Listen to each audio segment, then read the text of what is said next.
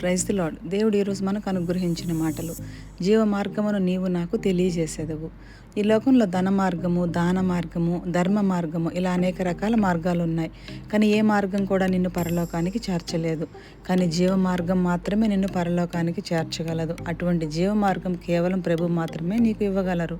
ఈ లోకంలో అనేకులు దొంగతనం, వ్యభిచారం, అక్రమ సంపాదన, ఇలా అనేక రకాల మార్గాలు ఎంచుకుంటుంటారు.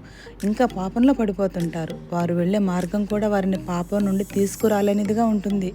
కేవలం ప్రభు మాత్రమే ఇవ్వగలిగిన జీవ మార్గమును వారు ఎంచుకుంటే పరలోకం చేరుకోగలుగుతారు. కాబట్టి ఈరోజు నువ్వు ఏ మార్గంలో ఉన్నావు ఒక్కసారి ఆలోచించు. ఈరోజు నువ్వు ఏ మార్గంలో ఉన్నా సరే, ఇప్పుడే దానిని విడిచిపెట్టి ప్రభువు నీకిచ్చిన జీవ మార్గంలోకి వచ్చేయి.